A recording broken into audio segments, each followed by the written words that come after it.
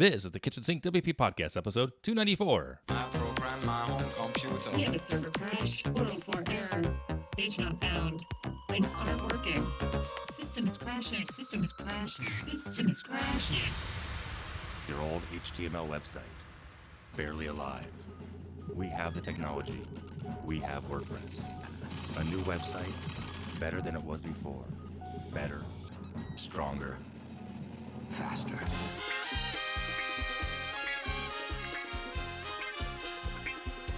We have the technology.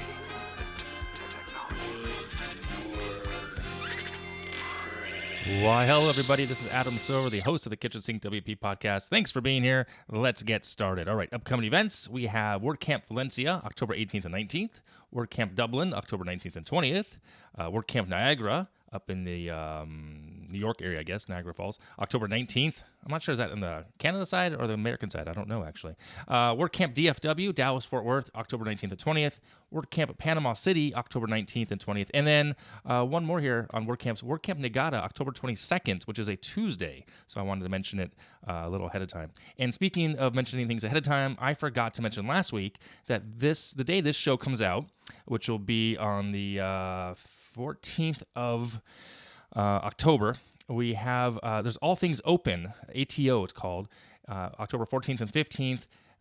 It's the conference I went to last year, and I did a podcast about not taking a computer. I think I've mentioned that as well. I just kind of enjoy. It was the first first non-WordPress related conference I'd been to in a very long time. I didn't take a computer, and I wanted to experience that. I'm going back to that. I'll be there on Monday and Tuesday, Monday afternoon and Tuesday most of the day, and I'm excited. I get to see a couple friends of mine from the WordPress space. Josepha Hayden will be there, just found out, and Cami Chaos is going to be there also speaking, and Claudia from Pressable will be there. I'm just so excited. So if you are in the Raleigh area or nearby, and you hear this this morning when this show comes out on the 14th, come up to Raleigh. And it's not a super expensive conference. It's like $225. I scored a free ticket. I did apply to speak. Did not get selected to speak. It's okay, but they gave me a ticket as a nice courtesy, which was kind of nice. Anyway, okay, so there you go. Lots of things to do this week and next week, etc. So, moving on, segment 1 in the news. A couple things here. WordPress 5.3 beta 3 is now out. Still on track for November 12th. There were a handful of things that were fixed. The link in the show notes there. So there's so many WordPress wording changes, the login screen, improved accessibility, the media upload, etc. there. And last thing in the news, I didn't tell anybody. I went to WordCamp Jackson last weekend and surprised Kyle and company. It was awesome.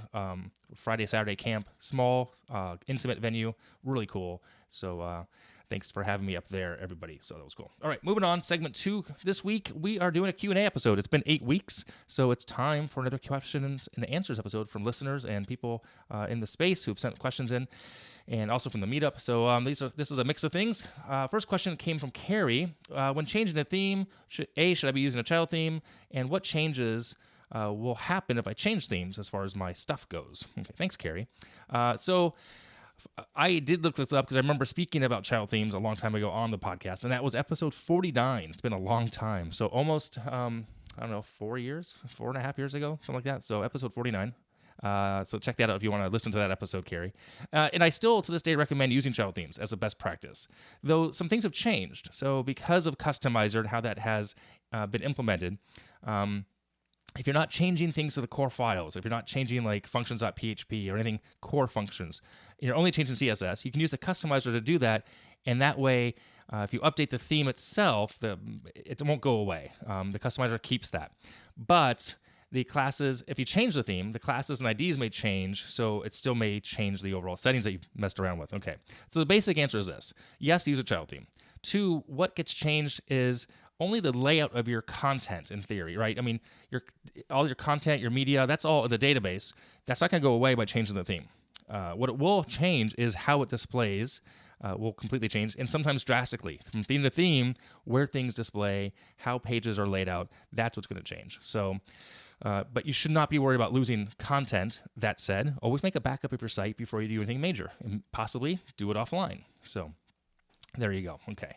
Question 2, this person, David suggested or asked the question, they want to sell tickets, take donations, but they want to keep and own the engagement. They don't want to use a service like Eventbrite. And if they could tie it into a calendar, that'd be even better. Oh, so a couple things here. For donations, I recommend GiveWP. It's a free basic plugin that works really well. There are add-ons, and that's their business model, to do certain things for certain processing and payments and connecting to email providers. Events, calendar. So there's Modern Tribe makes the events calendar, and I believe there's a tickets add-on for that as well. And I think it's a smart idea, really, David, to do this till you own that engagement. If you go through, not that you wouldn't own the engagement on Eventbrite, because you'll get a list of who bought the ticket, but I think there's also a percentage of sale. I'm not exactly sure how Eventbrite works that way, but if you want to, for donations, give WP. For selling tickets, do that through Modern Tribe's calendar. Check that out. Okay. All right. Third question here. I think I have four. Yeah, 4 questions. So question number 3. This person Marla sent in this question. Actually, no, she asked this question actually at the meetup. That's right. She has a site built by an agency, but they did not provide training. Oh, it's a WooCommerce site, and there was no training provided. Any suggestions for WooCommerce training out there online? So, which is unfortunate. I always get kind of annoyed when clients don't provide the training that they think they should.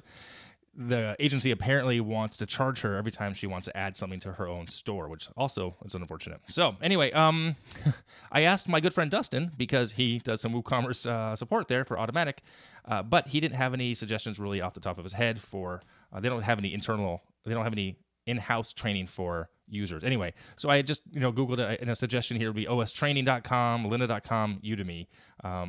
And it also gives me thought, maybe I should create a course on WooCommerce, just basics, adding content to your site. So, a basic Google search for her is going to be just fine, Marla, for yourself. So there you go. Okay, last question here.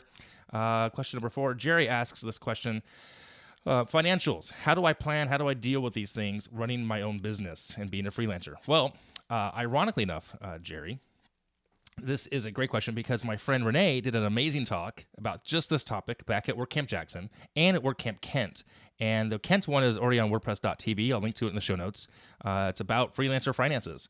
So it's really good. And I've spoken a little bit about financials and setting up your business and the tools you can use. So, but for right now, most relevant would be Renee's presentation. And there's like a deck online. Again, link in the show notes for that as well. So there you have it. 4 questions answered. Moving on to segment 3, tip and tool of the week. This week's tool is BatchGEO.com. Came across this because we're trying to do some mapping for a site that I help support. And it's pretty cool. You paste in locations, and when you see a website and it has all the different locations of, let's say, stores or restaurants, that's what this will do. Create a map. There's a free version and a paid version. I just use the free version for what we're doing as a nonprofit. So BatchGEO.com, check it out. I have no connection to them, but a really cool tool. So there you go. Okay, that is it this week. If you have any questions or comments, go ahead, send it in via email, adam@KitchensinkWP.com, or use the SpeakPipe function of the website.